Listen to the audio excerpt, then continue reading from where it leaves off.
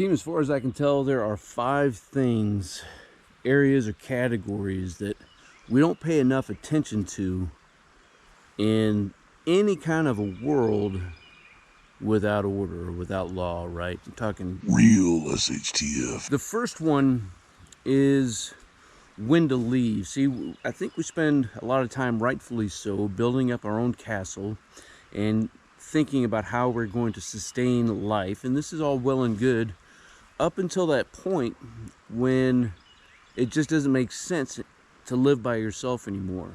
Like, how long can an individual make it, right? Does that make sense? There's only so much that you can sustain and endure on our own. So having these trigger points set in, that if X happens, that is my trigger point to go be in community with somebody else, right? But what is that point, and what do you do with all of the stuff that you have at your homestead, at your home place, right?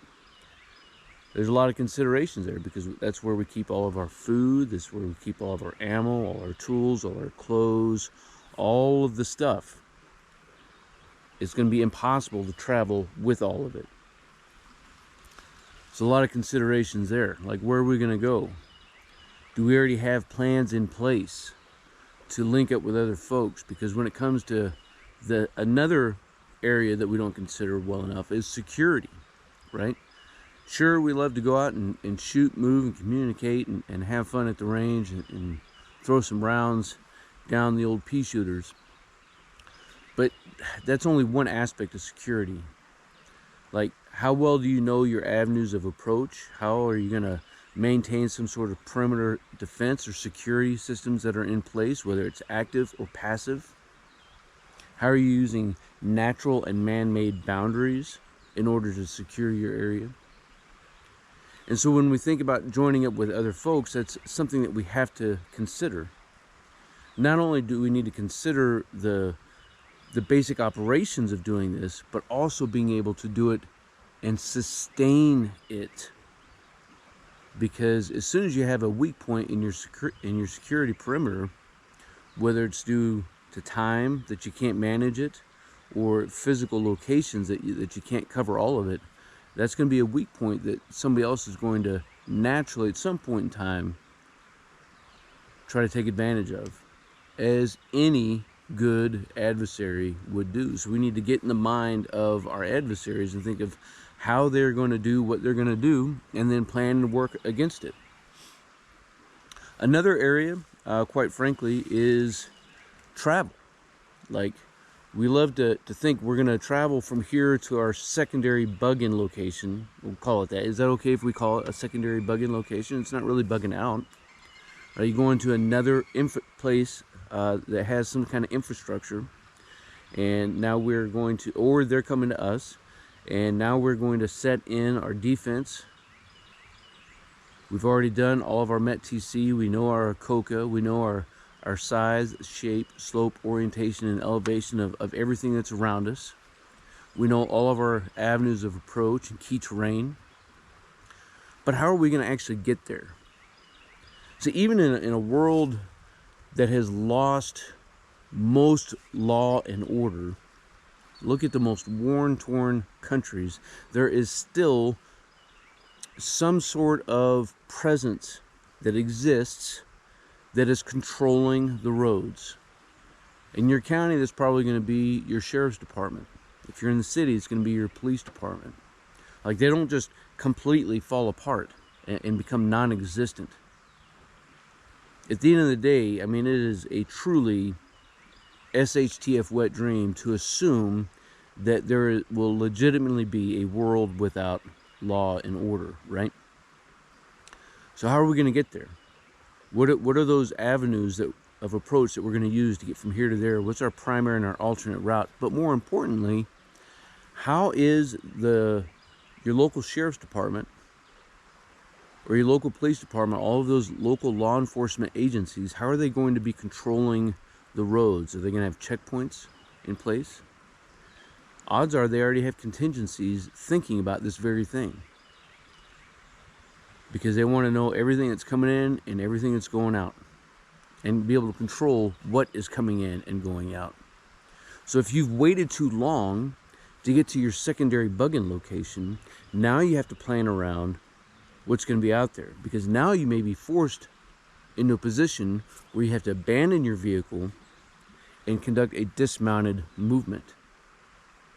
So do you have adequate maps, road maps, trail maps of your areas? Do you know how to navigate? Something that nobody really wants to do until it's time to do it, is know how to bushwhack through some of these hills. And depending on the terrain that you're dealing with, that could be a little bit more tricky than others, because odds are you're going to be moving through private property or adjacent to private property. Not everywhere in the U.S. is there an abundance of public property to be able to work through. And if you do, you have to consider the security if you're using trail networks. You have to consider who may be out there, right? You have to consider water and food along the way, potentially having caches in place. It's a lot of scary shit at the end of the day, especially if you consider, well, maybe you're a younger guy and you have a family that has to travel with you. How many miles can you put on? What can they take with them? If we don't plan accordingly now, that's the kind of situation that we're going to put ourselves in then. And I would submit to you, that's the last thing that we need to do. See, instead of just, I've said this so many times here, team, instead of focusing on what we're going to do in an event of somebody's hijacked somebody's home, we're going to go and run off to it, like backwards plan to think all of the things that led up to this point, and why weren't we training on them prior to? Because otherwise we're going to set ourselves up for failure. Another area that we don't consider well enough is our logistics and our supply. Like, there is nowhere in the United States where there is enough food resources in any particular county to sustain life without additional resources coming in. You may have cattle in your area, but how long is that cattle going to last? Especially if you don't have a way to preserve it. You may be in an area where there is an abundance of farming and agriculture, but you may not have the beef. You may be in areas where there is literally none because you live in that urban environment and there is no agriculture, there is no ranching, there is nothing except people who need and want everything. So what are your plans then? How are you going to get all of the stuff that you need to survive? How are you going to get your water? How are you going to get your food? 48 hours, no big deal. 96 hours, no big deal. This begins to extend further and further to the right in time, and now you're talking some complicated scenarios that you need to know how to walk through. I told you 5, but I'm going to give you 6. The fifth element that we don't consider enough is infrastructure support. Things are going to fall apart. They do all the time, right? Wood's going to rot, trees are going to fall, storms are going to rip apart homes. When all of that happens, just the basic hierarchy of needs is going to be degraded. And so you need to have the ability to conduct both major and minor repairs on your infrastructure. Do you have the tools, the equipment, and the know-how to do all of these things? Or are you just running around with thick 55-gallon drum liners thinking that you're going to be able to fix everything with that? You can do something in a pinch, right? Duct tape and baling wire, there's not much that we can't do. But beyond that pinch point, what are you going to do to be able to make sure that your structure is secure, that it's safe, and that it protects you from the elements? because that's what these structures are there for. And going back to thinking about the food and water, again, if we have a plan in place to link up with some other dudes and some other families in a consolidated location, what does that do to the needs of your group and community? It only increases them. So if you left your house and you had to leave a ton of food because you can only take so much, now you have more mouths to feed, more bladders to fill. On that note, you have more bladders that need to become unfilled. So what are you going to do about sanitation and hygiene? That's a free bonus one. That wasn't even the sixth one. But sanitation is certainly an area that we don't plan properly for. Oh, we're just going to go poop in the woods and then cook right next to it. Oh my God, team, all of the crap that's out there and all of the garbage that we get fed and that we allow to feed us about what it would be like to survive if/when a paradigm shift happens. So the last one I got for you is communications, because this feeds into all of this that we're doing and planning and talking about. How are you communicating with the outside world? If power went out, how are you communicating? Everything is digital now. Well, it seems that way, but there are still a lot of analog transmissions that are happening. You can get free satellite. A lot of stuff that you probably don't want to watch on the daily, like you're not going to get Hulu, but there are still a lot of stations out there that broadcast publicly over satellite. Do you still have rabbit ears? Can you still receive some sort of news? Do you have an AM, FM radio in your house? Maybe you want to go ahead and invest the few dollars that it would take to keep a POTS phone, right? A plain, ordinary telephone system in your home.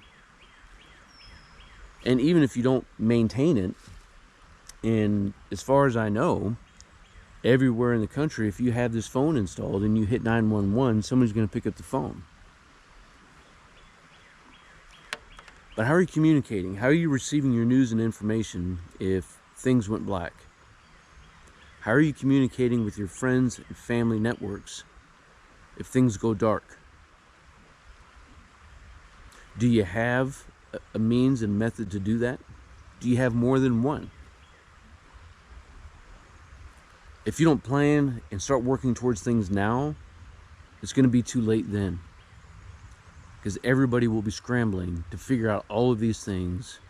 And in this moment of scrambling, they will lose their minds and become a bigger risk to you and your loved ones. So work through your plans, because you need to have a means of communicating stationary, and you need to have a plans of communicating while on the move. Both in your small network of maybe just 1 to 2 miles, that's easy enough to handle, as well as a little bit broader in your region. Maybe it's 10, 15, 20 mile radius.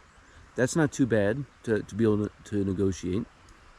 But I would submit to you, having somebody, whether it's you or somebody in your group, that can communicate outside. So using some HF. Because there are tons of dudes out there operating ham radios that will communicate all day long. So being able to hear what's happening in your area as well as outside areas will give you the information that you need to be able to make decisions for follow-on actions. Team, I'm looking forward to hearing your thoughts and your comments down below about things that may not be sexy, right? None of this is the sexy stuff, but it's all the stuff that you need in order to actually survive a paradigm change